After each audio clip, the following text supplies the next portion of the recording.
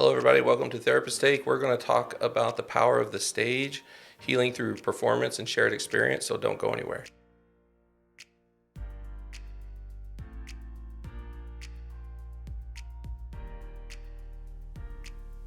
Hi, Carrie. Hi, Josh. So we probably need to jump right into it because we have a guest here today, and I'm really excited about this because we are kicking off our series on the healing power of stories and storytelling. And our very first guest today is from the theater. Yes. Yeah, and it's a brand new theater here in our community, and we love it. It's called Bedford Theatre, and we will put links to the social media handles or the websites and anything like that, or anything that our guest mentions. We'll link it in the show notes or the description of the video. So. But to get started, I'm going to introduce our guest because what we're going to talk about today is the healing power of the stage in performance. Yes. And particularly if there's any connection to that it can it help with mental health or trauma healing, performance, shared experiences, and things like that. So beautiful. Right. Our guest today comes to us from pretty close to where we are right now in our little community called Nichols Hills, and he's the senior pastor of the United Methodist Church there in Nichols Hills. And he's also the founder, director, producer, and as we talked about earlier, just anything necessary that needs to be done. Person for the Bedford Theatre, which is currently ran out of that as a ministry of that church. So without further ado, welcome to the show, Reverend Jim Perkin. Thank you. Thank you very much. Yeah, so we made it through the intro. Yeah. Oh, we didn't introduce ourselves. Oh, that's true. We learned recently when you're doing a podcast, you should introduce yourself so people don't think you're quacks. Well, yeah. Just some random. Which we might be. We could maybe. be. Right. Yeah, but. So my name is Josh Nichols, and I'm one of the hosts of Therapist Take with my colleague, Carrie Kiger. We are both licensed marital and family therapists, and we own and operate a practice in the greater Oklahoma City area. So. Yep. Thank you. There. Yep. So now people know we're qualified, theoretically, to talk about mental health stuff. Yeah, mental health stuff, right. Yeah. So you said this is the first time to ever do a podcast. That actually surprised me, being somebody who speaks for a living. Yeah, actually, it's the second time. I had forgotten last spring when we were preparing for the Oklahoma City Memorial Marathon. They do a podcast, and we do worship outside on that Sunday. Oh, and it's right along the marathon route because it comes right by the church on Grand. And so they had me on, and we talked about what we do out there. So Very cool. So second time, but I'm glad to be here. Thank you for having me. Well, it must not have been that important as ours. But if you do another podcast and you're like, this is the first time I've been on a podcast, then we're gonna feel bad. I just say that every time. Yeah, maybe it makes everybody feel excited to have you. Lower our expectations. Yeah. Oh, okay. Yeah. He won't have any expectations of us. Yeah, that's right. Right. That's right. Well, how does a preacher get involved in community theater? Yeah. Honestly, not through ministry. It was through my daughter. My daughter, when we were in Podo, Oklahoma, which is on the east side of the state, she was a competitive gymnast. And she had an accident at the gym one day and tore her ACL and went through all the rehab to get there, and it was a long, grueling. She was 5th grade at the time, and in the meantime, she went to go watch some of her friends that were involved in a musical, and we went with her and we watched it, and she fell in love with it, and thought, I think I want to try that next. She had been in dance and those kinds of things. So she went, and I went with her, and then she decided she wanted to try it, and so being a parent, I got involved on the parent side of things, helping build the sets. I do a little bit of woodworking stuff on the side, and so I started building sets for them, and a congregation member directed a show, and I built them I think a 36-foot wide castle. Oh, wow. And that was cool. That was the beginning. Once the community of directors saw that, I started getting pulled in, and then I started designing lights and running sound. And so my first experience working with the theater was actually as a tech director. Okay. So set, lights, sound, those kinds of things. And this Good Times Community Theater in Poto was the name of Wow. that theater. Oh, Is And it still after- It's still in operation? It is still. Oh yes, it's. Oh, We awesome. celebrated. I think you're it was still 50 years while I was there. Oh, Okay. wow. We had our 50th season, and I was there for a few of those at the I end. was gonna say you look awfully young for. I was not there for all 50 seasons of that for sure. But then I moved into a role as president of the board of directors while I was there. And we came to Nichols Hills. One of the things that Sadie and my daughter, were grieving about leaving was our theater community. We had found a home with them, a lovely home that we really knew we were going to miss. We walked through the church and on a tour, and there was the stage, this beautiful, wonderful stage, and we Awesome. looked at each other and we were like, This is it. we know what we need to do. Oh, We need to do That is so cool. this That's here. And so we beautiful. began to build, and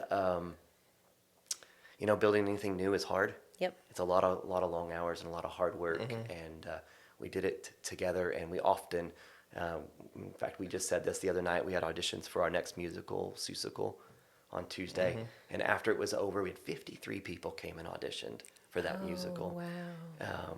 And we were there till almost midnight, and we kind of looked at each other and said, "Look what we've built. Look Yeah. at this That's crazy. community." Yeah. Already. Already. It's only No. the second season, right? Yeah, Like, this second will year. be the first show of our second season. Will be Seussical. I mean, that's amazing. So, 53 people auditioned. In fact, it's kind of a funny story. Our very first show we tried to do was the best Christmas pageant ever, Yeah. which we just did this last Christmas.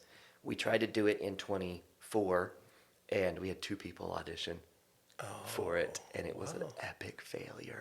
It's what it felt like. Yeah, sure. So we spent a couple days licking our wounds, and then we said, "Okay, let's figure this out. What did we do wrong? Let's." And then we had The Little Mermaid in the spring, and put on a fantastic show. That's where I met Josh, and his daughter Hattie was in that show. Yeah. And now here we are, 3 shows Yeah. later. Yeah. 53 people. Do you know? auditioned, so- 53. I don't know if you know this, but she had her first experience in a play or a musical wasn't super great, and so I was because I was really kind of pushing her to. She's always been pretty theatrical, Yeah. from the time she was born, and so I was like, I was worried it kind of ruined her, and then when she went and auditioned and got the role for the Little Mermaid, it like just won her over, like that's that whole experience. And Yeah. so it's been kind of a godsend for us. And I'm telling you, like after spending some time with your daughter the other day, I'm like, man, she would eat it up. Oh, But, yeah. Well, she yeah. does. She just hasn't, we haven't gone there to your theater yet. Yeah, But we would love that. I know. She hasn't auditioned anything yet. So that's really? a skill we're going Oh to have to man, work that girl on. is so animated. She is animated. It's the toning Yeah. it down is the hard part. Well, No, don't tone it down. well, No, she let it can't. go. She hasn't Let it found a go. way yet. I love it. I know. so that's really cool, and yeah, it just being kind of a part of that for that year, seeing how fast that community's grown is really 53. cool. And I was wondering too, like, is it hard to say no to? Yes, I it's bet. my least favorite part Yeah. of doing theater. On one hand, it's a blessing when 53 people audition Yeah. for a show, and I imagine some of these other theaters that are more established, they probably even have more that Right. come and audition. It's a blessing, but you want to cast everybody, I know. but you physically don't have the space Right. to put that many Yeah. people on the stage or in your wings. And in the case of this show, there were people who didn't get cast who absolutely deserve to be on the stage. They have the gifts and talents and skills and desire, and I want to be a place where they can do that. And so I try to encourage them, come back and do it again, please. Yeah. Yeah. We want to put you on the stage. We Yeah. we had to. Yeah, You know, you we have to had make to choices. cut the Yeah. lines. And I would imagine too that some of the decisions that go into that is that you can't. There might be somebody that would be great for the lead role, but they did the lead role in the last Yeah. one or something like that, and Yeah. like you can't just put the same people on stage every. That's right. Yeah, shows, and right? especially in those cases, we want to spread around the love and the opportunity Sure. for Yeah, people to grow sure. Yeah. because you don't often know what somebody's capable of until you give them the opportunity to try. And so, we don't want to say to somebody, well, you've got a lead now, so you're going to have to go someplace else if you want another lead, because we're not going to give it to you. Right. That's not true either. Right. But we also don't want to just say, oh, we know this person can handle it, and we just always put them in the lead role because somebody else can. And we tell our kids especially, you treat every opportunity as your audition for your next show. That's right. So if you're not super excited about the role you got in this show, if you wish you would have gotten something bigger, then go out and knock it out of the park. Take that role and do everything you can with it, because all the directors are watching. They're watching your work ethic. They're watching your attitude. And we're watching to see who's the next person that needs that opportunity. Yeah. That's great. That's great. I was at there was one little girl, I think she got kind of a bigger role, but I got to see her audition, because I was thinking, like, there's some amazing talent coming through. Just for what just in this little hub that I've witnessed. I'm not, by any stretch of the imagination, super familiar with the theater world, but that when we saw the who got what roles, I think that little girl, I can't remember, she's probably older than what she looks, but was one of the main JoJo would be the main role that a kid would be. She was amazing. Like, as soon as she started, I was like, whoa. Amanda and I both looked at each other and like, whoa, that was good. Yeah, she was real amazing. good. Yeah, we have some incredible talent. All of our shows have had some great talent in it. I don't want to take away from any of them, but I was blown away by the talent that came through our auditions. Yeah, that's great. That's cool. So, well, very cool. So we're the way I kind of want to just break this up is kind of really just in two parts, and talking about what you've seen over the years in your in this role and your experience in theater. That is there any overlap to mental health, and whether it's community, like I said, shared experiences, or just being able to get out of the life that you're in and into just kind of a new role, into a new self for a minute, to take a break from the craziness of our world. And then the second part being from the audience perspective of, like, some people might not feel like that they want to do the acting part of it and be involved with that capacity, but are there benefits to going and being involved as an audience member? And so absolutely. So kind of just want to that's kind of what we're going to do. Great. And so let's start with the first one, and what you're seeing over the years and the benefits. Anything that's even surprised you, like it kind of caught you off guard on how helpful this is to people. Oh yeah, absolutely. I would say, just as a starting of the conversation, the way that theater teaches you empathy and compassion for another. We've all heard the phrase walk a mile in somebody else's shoes. I mean, it's lived out in real time in that roles. That process of moving from I'm memorizing these lines to I'm embodying this character. It's one of my favorite moments in theater. You see it happen all the time throughout the course of a show. People with their books open and they're reading their lines off the page, and then the next step is, okay, now I can say it without looking at it, and then there's a moment, and sometimes that doesn't happen until tech week. Sometimes that doesn't happen until the dress rehearsal week, when you're putting the full, when you're putting scene after scene after scene after scene, and you're starting to feel the progression of the characters. There's usually a moment where you realize they've gone from reciting the lines to being the character. I know that happened to me. I was in Footloose early on, as I asked him if he Reverend. was Kevin Bacon. I was not Kevin Bacon. Yeah, I was Reverend Shaw. I think Oh, I was a little yeah. typecasted, I guess. Little typecast. But the director actually, I didn't actually even audition for that role. wow. The director called me and said, I have a vision for the way this role is played, and I don't want it to be played as kind of angry old man. There's a reason why Reverend Shaw is guarded and angry. It's more protective Oh, wow. than mean. And she said, I think you could play it that way. And so I agreed, and I go through the motions and went through all that, just trying to memorize the lines, long monologues where he's standing up in front of the church and he's kind of shaking his fist. Like an old preacher would do, and railing against the society. And then there's a place at the end where he kind of reveals his heart.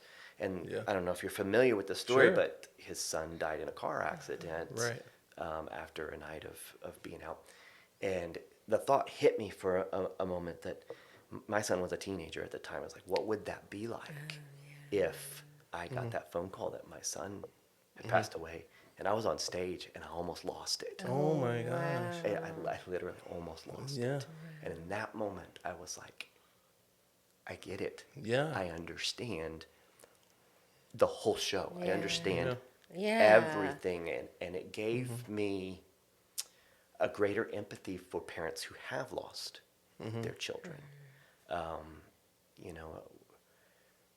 We try not to say, I understand how you feel, because everybody's experience in life is very different. And I've never lost a child. Yeah. And I would never want to say to someone who comes to me in my office as pastor, Did you know what that feels? I know what that feels like, because I don't. Yeah. But that moment gave me maybe a deeper glimpse. Yeah. And that happens throughout theater. Sure. And like I think the as parents have the shared experience of that being their biggest fear, Yeah. right? Right. And so where we often might say like I can't imagine, like you had to imagine. Yeah. And imaginations, as you very well know from what you're doing here, is they're powerful. Yeah. And one thing I talk with clients a lot about is that when we're trying to do trauma work, Carrie, you can speak to this too, on like helping them dive into memories that are still eating them up. And memories, I know it's a little bit different than your imagination, but they're still kind of stored in the same part of the brain, so like if I can enter into a memory and feel the sadness of it, then I can also, through my imagination, create things that haven't happened in real life and still feel the power of that experience. And I think nothing speaks to that more than people that are on stage creating in real time a story and acting out a story and getting into their imaginations in that way. It's like, so I think in a lot of ways, it's like you might probably better than I would be able to. I think you're right. I don't think you could tell a parent that's lost a child that you know what it's like, but you're closer to it than I am. Yeah. Because I haven't done that. Yeah. And I don't know, a little side trivia here. Do you guys know that the Footloose story is loosely based on a town here in Oklahoma? I had heard that. Yeah, I don't know much about the... I can't remember what town it is, but I can't have driven through it and seen like signs about it and stuff. Yeah. But I don't know if that's just lore. But Yeah. the town has bought into it. The town said, we'll take it. Yeah. Like one thing that we deal with a lot in working with like addictions and things like that is people utilizing their imagination in fantasy as a way to disassociate, which usually isn't healthy. And I think that I can totally see like someone involved in theater using it as a crutch to not let themselves heal, but in a way of disassociating. Like I want to be here because I don't want to be. I want to be on stage because I don't want to be in my real life. An escape from your real life.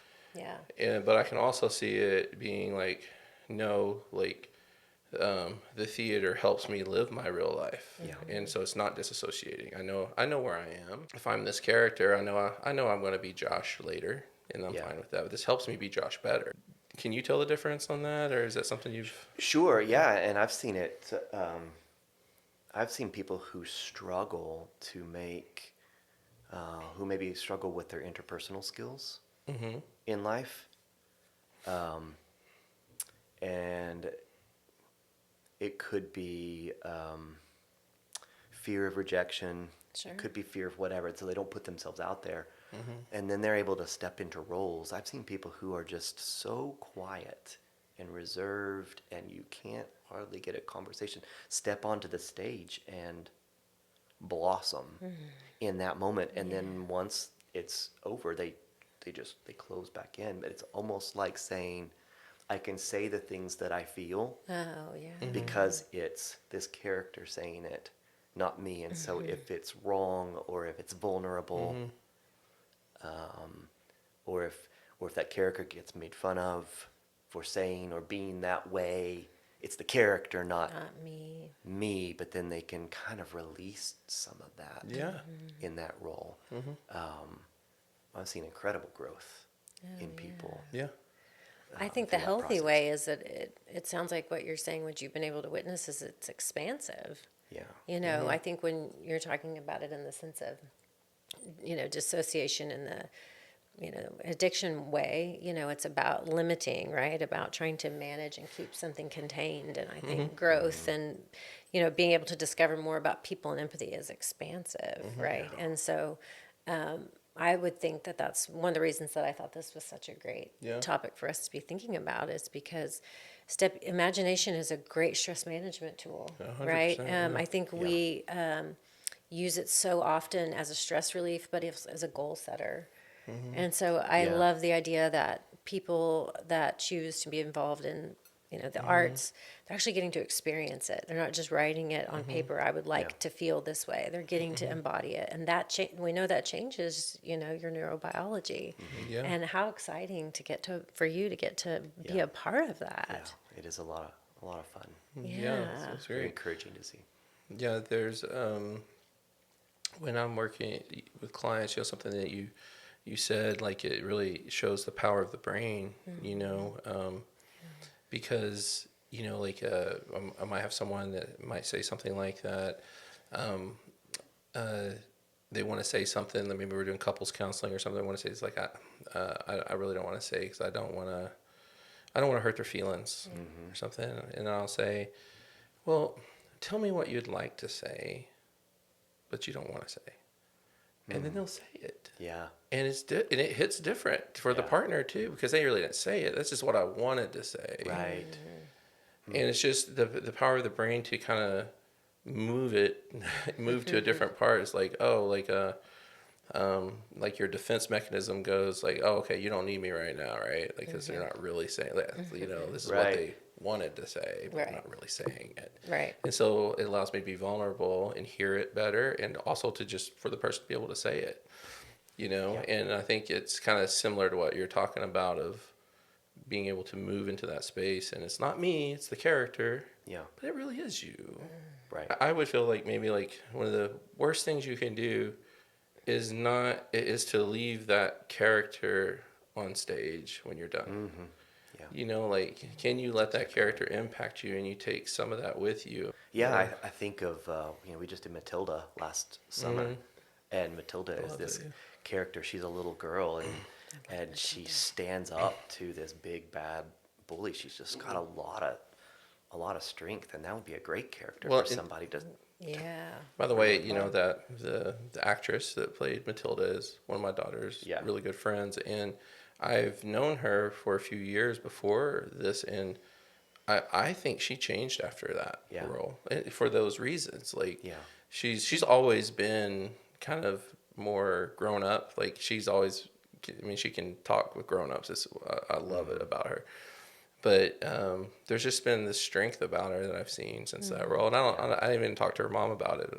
I don't know if it's just me imagining it or if it's actually that's what I happened. think I see that too. Yeah. In her, she's amazing. She is. Yeah. Yeah. I mean, and you're exactly right. Everybody brings, you get these scripts, and they give you some notes about who this character is, and the storyline's the same. If we do a show here, and then another community theater does it a year later, it's going to be the same storyline, basically the same, but it's going to be a different story. Yeah. Because each person brings some of who they are into those characters. And I would say even one of the really neat things about theater is each night, each time you do the show, it's a little different because you bring a different part of who you are, right? Because we don't exist in a vacuum. Yeah. We do a show on Friday night, and then Saturday morning something happens in your life. You're going to bring that into who you are, both good or bad, into the show that night. Right. And it's going to affect the way you play that character. So, Yeah. Yeah. Very cool. Well, let's shift a little bit and talk about being an audience member, because I personally think everybody should be a fan of musical theater. I agree. Personally, and I'm kind of an oddball in that sense because I grew up on a farm. I still to this day play men's baseball, and I have no problem telling anybody like that I love musicals, like love them. Yeah. Like, and like if I was in New York City and you gave me the option of going to a Yankees game or a Broadway musical, I'd go to the musical. Because one, I'm not saying baseball can't be different, if, from game to game, they are, but you never see a performance twice on Broadway. Yeah.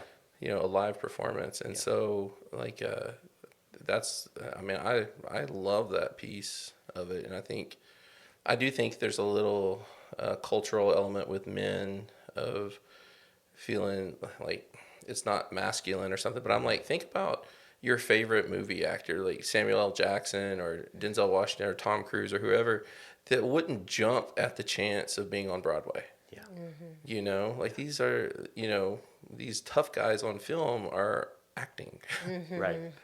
Right. And so I think that it kind of counters that masculinity argument, like get involved in theater. But so anyways, so how do you feel? I love it. Okay. Yeah, I love it. I, as a little girl, would wish that the day would be more like a musical. I remember thinking that, right? Like, wish we could just do it, right? We're in Oklahoma. Can't we sing Oklahoma? Or, those kind of things. Right. I love it, and I think it is special. And I think that some of, being an audience member, you feel disconnected from what's happening, but connected to what, you know what I mean? Because you're getting to observe something Right. that's bigger than you or more Right. spectacular than you, but gosh, you feel connected to it. And so I love going. I enjoy it. I look forward to it. I try to make it something that, I do, wish Broadway was, right down the road, but just with the opportunities. It is, right? Broadway. It's not as many, right? Bedford Theatre is right down the road. Bedford Theatre is, I know, Right. just not every week, right? Not every Friday. Right. You can't go every Friday.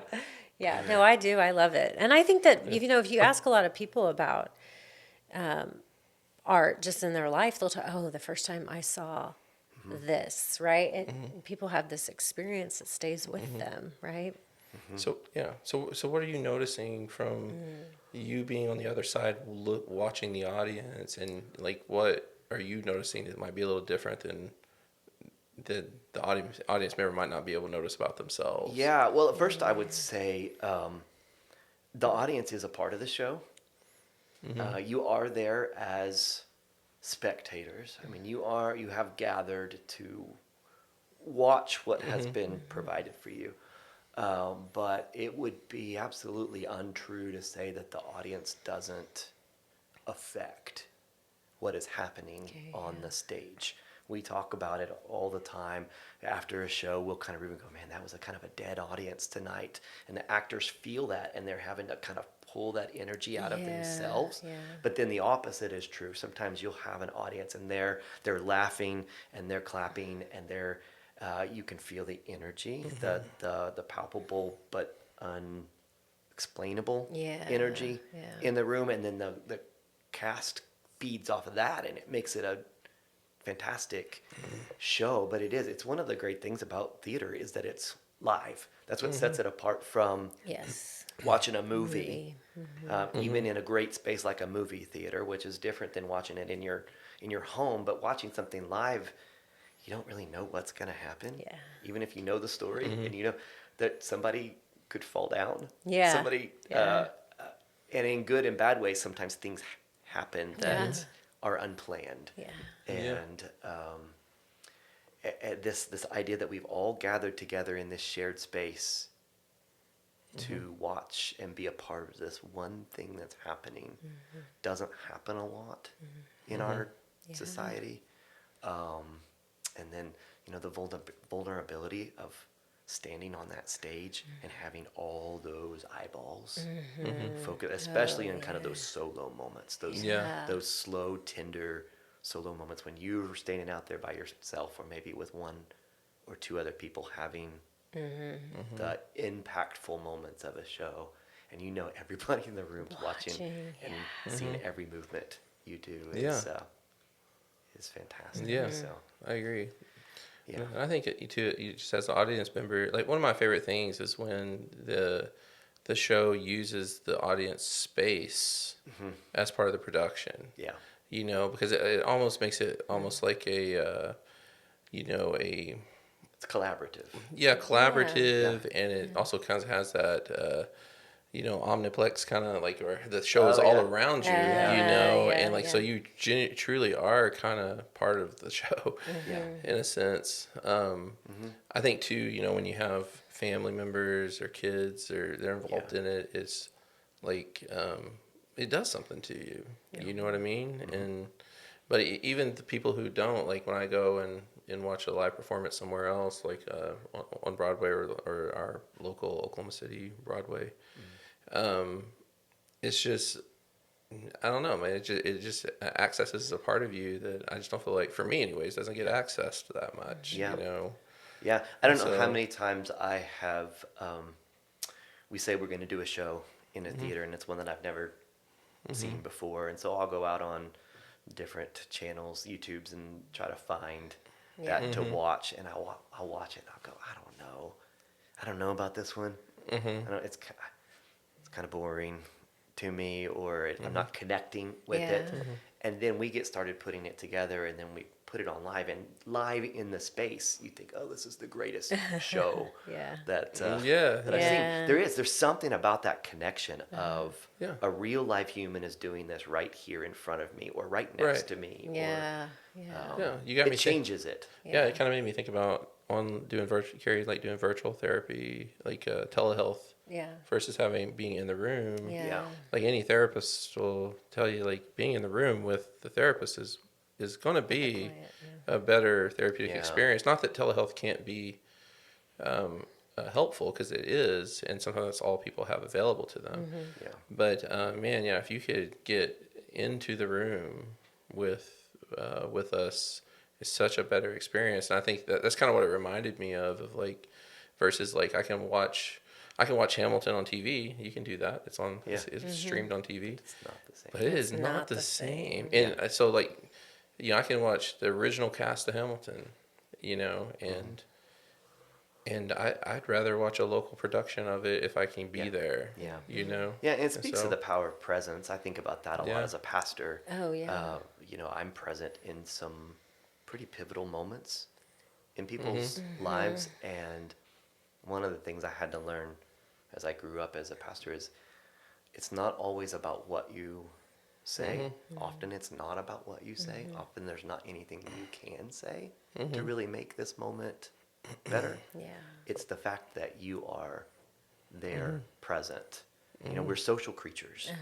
Humans are. We're made to be in community with one another, not in isolation. And so sometimes just knowing that this person is going through this same experience alongside me is all that's needed.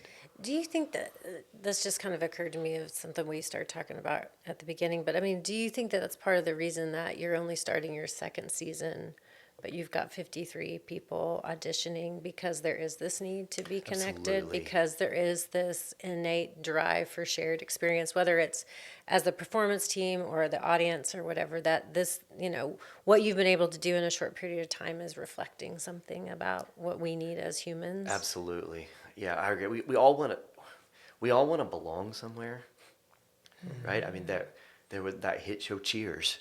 The whole premise of it was you want to be where everybody knows your name, and it was. I think about that show when you sent these themes over to me. That's what immediately popped in my head. It's like that's what community theater is. Yeah. It's mailmen and psychiatrists and teachers and nurses and waitresses and all coming together to create something that's different from, and I call it the congregation, the audience, is the same. We're all different people, and we're all coming here, and we want to belong to one another for that moment. Yeah. That's really cool. Yeah, I love it. I know, me too. Yeah, they were in the greatest Christmas pageant. I think it's what it's called. Best Christmas pageant ever. The best Christmas pageant ever. Yeah, that really utilized the space of the audience very well. Yeah, that musical did, and one of my favorite scenes, and I'm probably a little biased because my daughter was involved in it because she was the character that was directing the play, the pageant. Yeah. And she lost control of the rehearsal. Yeah. Remember this scene? I love it. That was wild. And then, of course, this is also held at at a church, right? A church is putting on the production, and she's facing some judgment from her peers and her ability to be able to do this pageant, and she's lost control. The kids are running around. One of the girls starts smoking a cigar. I died laughing at that. Yeah. And then Fire alarms are going off. Oh my all of a sudden, my daughter walks to the edge of the stage, and you hear someone from the back saying something of like, is everything okay? And my daughter says, "We're rehearsing, Betty." Yeah, I love That that was line. my favorite line in the whole. Yeah. I wrote a note and put it on my wife's mirror. That's all it says is, "We're rehearsing, Betty." Yeah, and she delivered that line so She well. did. You could just feel I was like, who is that girl? I don't need your judgment. Well, that's the thing. Like, I was like, I forgot that was my daughter up there, and That's and amazing. the character that was the teacher. What was the teacher's character in that? Or maybe I'm thinking of Matilda. Matilda had the Miss Honey? Miss Honey. Oh, yeah, Miss Honey. Yeah, Thank you. I did not see a little girl playing Miss Honey. She was fantastic. did wonderful of really bringing that character to life. I felt like so. Yeah. I even went up and told her afterwards. I was like, "You did like I did. I forgot it was so you amazing. up there." Yeah. You know, Wow. and That's probably the biggest compliment you can give an actor. really. is Oh, I stopped seeing you and started seeing that's Miss good. Honey or who that was. Wow. That's good. great. So- Yeah, that was good. Yeah.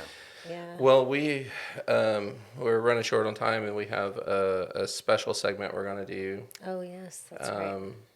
That Xander's going to read some musical titles to us. It's called Musical Matchup. Okay. Oh, boy. So all he's going to do is he's going to read to us 2 Broadway musicals, and we're just going to say which one we think's better. Oh, gosh. If we had to pick it's not. one. I thought it was going to be like a trivia. I was like, oh, okay. No, Okay. better. What I think is better. So Okay. it's like you have to pick one.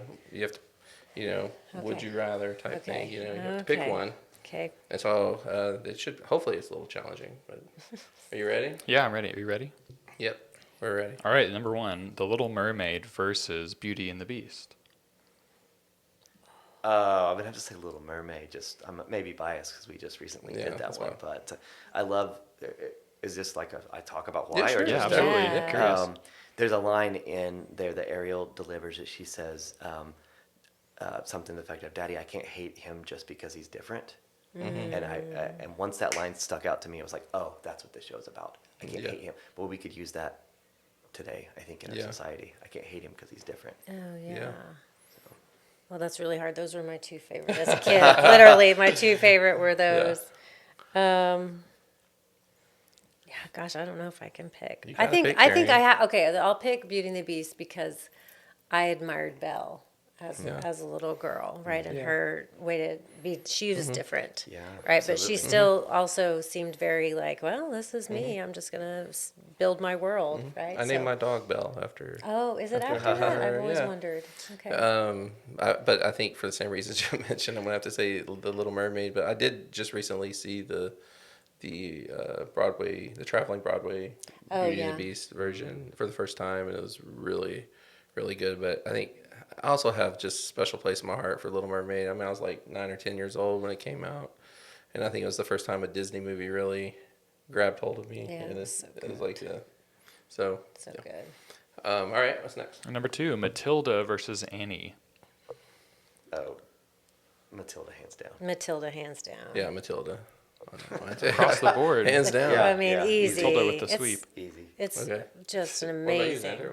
What'd you- I haven't seen either. Oh no, I saw Matilda a long time ago, but I've not seen Annie in a long time. I also didn't grow up watching a lot of these. Like Yeah. my sister wanted to watch Disney Channel and Hannah Montana, and so that's what we watched. So sister won. She won. So you, Of course. Hannah Montana is what you'd pick? Okay. That's what I would pick. Number 3, Sound of Music versus Mary Poppins. Oh my God, those are my other two favorites. Oh my gosh, I can't do it. I can't pick. Somebody else have to go first on this one. I know. I think I'm gonna have to go with Sound of Music because I always thought I love Mary Poppins, but I always thought she was a little mean. Like That's what my Well, it's daughter like- says too. like that she's there's a not the little affect mean. on her face is like not very soft. Do you want me to know? explain it as I said to my daughter? Well, these are like British nannies. This is what they do. It's more about Nanny discipline. 911, right? Yeah. Yeah, yeah. But I do love her purse. I will say Oh that. yeah, Like, that I'd like to carpet play hide and bag. seek in that thing.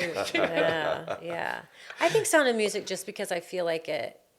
I truly love both of them so The deeply. music is so good. But, in but that. also it grows with you, Yeah. right? So I think maybe I would Yeah. pick that. Maybe. I would say just because of, as a kid, loving the animated scenes in Mary Oh, Poppins yeah, and that I was. imaginary Dick Van world they created Yeah. was such a cool thing. That was so. Yeah. That kind of tips it a little bit, although I have had that same feeling about Mary Poppins. She's a little mean to me. She. I mean, I But don't yeah, think that British would be a name. modern day. Yeah. Well, don't you want a grandpa like Dick Van Dyke Yeah, no Yes. kidding. in that? Yeah. Or an uncle? To No, just you need an uncle a do little those rougher cool than things that. with you. Yeah, that knows how to play the instruments Oh, like that and man. is goofy. Yeah. Yeah, I Oh, love. I mean, yeah. to me, he's what made that production what it was. in He my was opinion. great. He was great. He was great. Okay. All right, Grease versus Hairspray. I mean, I grew up on Grease, so I got to pick Grease. I knew every. I think I knew every. I know every word to every song, but I even maybe know in the movie. Can you the sing Grease lines. Lightning for us right Sure. You were ready. now? You should get Carrie to come audition. She can sing. No, I can't. No, I Okay. can't. She can't sing. Never mind. No, no. I'm gonna go with Grease as well. Okay. I do like Hairspray's good. Yeah, It's Hairspray's It's good. production. Yeah, but Yeah, I'll say I think overall probably Grease, but it's a close one for me. yeah, these are all good. Well, the three of you were wrong. The correct answer is Hairspray. All right, number 5, Les Mis versus Miss Saigon. I haven't seen Miss Saigon, so I guess I can't really. Have you seen Miss Saigon? I've I haven't seen it either. I've seen Listen, but I probably can't really speak. I'm the same. I Yeah. have to say Les Mis just because I'm more familiar Yeah, with it. yeah. But I will say this about Les Mis is it's a one-offer for me because because it's so emotional. I can't do it. Like it's super good. No, don't get me wrong. Yeah, like, yeah. It is an amazing. Like if you haven't seen it, you need to go watch it. But I can't.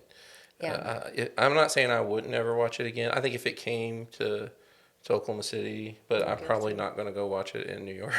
No, I get that. There are it's certain too things. It's just the emotional. toll is It's just hard. yeah. Yeah. All right, next is Wicked versus Phantom of the Opera.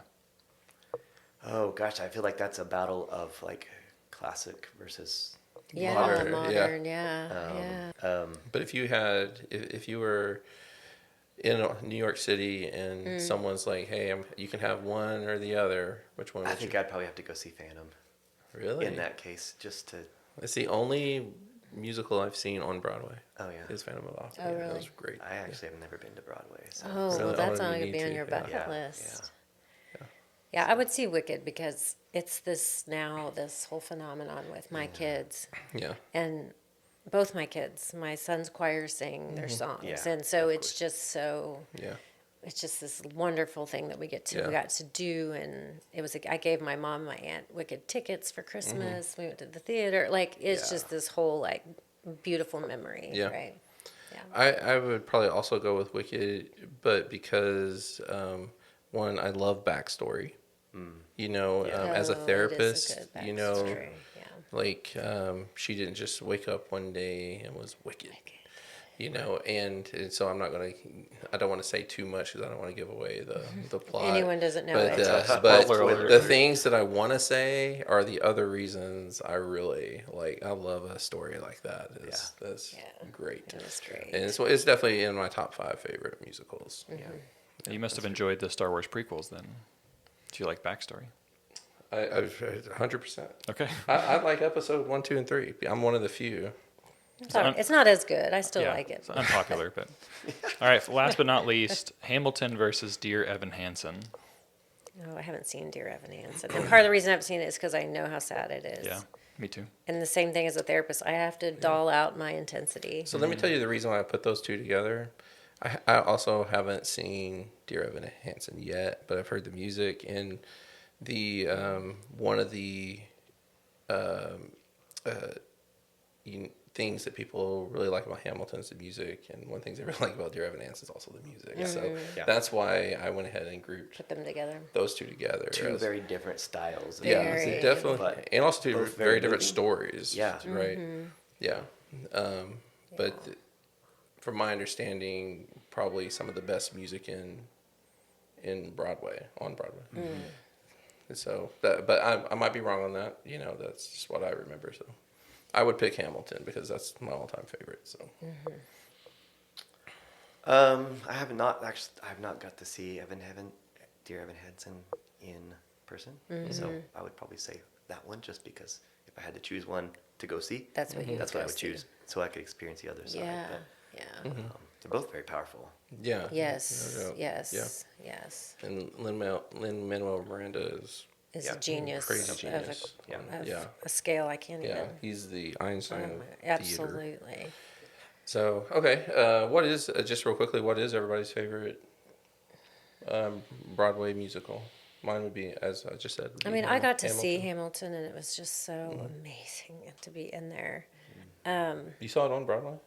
No, I saw it here at Here? the Okay. Civic Center. I got to see Lion King on Broadway, and that was amazing. We're doing- doing Lion King this summer as a 3-week camp. Oh my, Yeah, you okay. should- Well, there we go. I'll be signing up. Not for me. I'll come watch. I'll be Well, an you're not- audience you're member too giving old. it. Yeah, I am it's too a old. junior camp. Okay, so, perfect. yeah. Good. Phew, I aged out. That saved me. She already got rejected. You already Yeah. told her no. She didn't even Yeah. audition yet. Sorry. I didn't. Lion King was one of my favorites that I've seen in person I've because seen, of yes, the costuming. the costumes, Yeah. and the movement. The music was really Yeah. cool. Oh my gosh. I think probably my favorite that I haven't seen that I most want to see, can I answer it that way? Yes. Is Come From Away. Oh, If you know much about Come no. From, it all centers around the 9/11 Oh, stuff wow. and planes that had to be diverted and land in this small town and what it did to that small town. It's Yeah. the characters are fantastic Oh, in it. I've wow. listened to it, I don't know how many times, Okay. but it's coming. Yeah. Oh, I think okay. Lyric Theater, I think, is doing it. Oh, in really? Fall. Oh, Okay, So wow. I'm great. really excited about. Okay. Wow. So tell me real quickly, what was that production that you were wanting to do that had like the mom that had the Oh, Next to Normal. Yeah. And actually, I think it's who's doing that here this weekend. I think they're sold out, so I don't know if it matters. But it's a story of a mom who loses her child at birth, but grows up as the imaginary version. And like one of the stories or one of the songs in it is Superboy and the Invisible Girl. So she's got this daughter that she doesn't pay attention to, that she's like, I'm here, I'm doing everything, and she's fixated on this young man that has grown up that can't do anything wrong because Right. obviously he's perfect because So she's raising him in her mind. she's raising him up in her mind and the mental health. Oh wow. And it's That'd be a it one-offer would be for me. a really hard Yeah. show for us to do because Yeah. we're connected to a church and there's a lot of profanity in this show, understandably because of the mental toll that this has taken on her. But it's such an important show. And I think that it would be a neat show for us to do and have therapists in the building and say if this something is something that stirs something inside of you and you need to talk. We have people. We have people here Yeah. who can kind of point you, who can kind of do some maybe immediate trauma work briefly, but then point you into some deeper. But it, a lot of theater is that way. A lot of theater raises questions and issues That's what I that we love. struggle to talk about Sure. in life, and I think that's one of the most important things about Totally. theater. I agree. I agree. Yeah. Bring it full circle. Footloose. It's like that. Yeah. At least it's like that. Now we can do like the 6 degrees of Jim Perkin instead of Kevin Bacon. Right. You can always connect it back to Jim. You Yeah. can. You can. I love it. Well, we appreciate you being here. Yeah, this was so fun. Yeah. Let people know how to find you and go ahead and tell people when Seussical will be. Sure. Yep. So Seussical will be April 24th through 26th. We'll have 3 shows, 2 on Friday nights at 7 and then 1 on Sunday at 4. Easy way to remember that is it is the same weekend as the Memorial Marathon. So just plug both of those into your brain at the same time and come be a part of both of them. They can check us out on either of our socials on Facebook or Instagram right now. Bedford Theatre, just search it up. And come find us and send us a message if you've got questions. And I'm usually the one that answers those messages, so you'll be talking to me. Wonderful. Awesome. Great. And as I said before, we will have all those links linked in the show notes or the description of the video. So anybody watching this would, if you found this helpful or interesting, please subscribe to our channel. If you're listening to this on the podcast platforms, we would appreciate it if you would just stop what you're doing for half a second, give us a 5-star review, or maybe even make a little comment.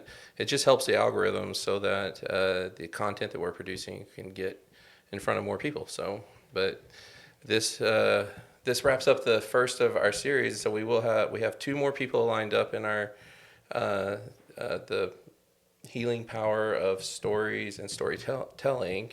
So we have some people in between coming, but we have a novelist that's going to come and join us and talk to us about a little different perspective when it comes to writing and reading. And also we have an actress and producer, filmmaker, screenwriter joining us, who's got a film that's being made right now in Enid. It's got Martin Sheen in it, so I'm excited to have her. Cool. Me too. Yeah, so it'll be kind of cool. Yeah.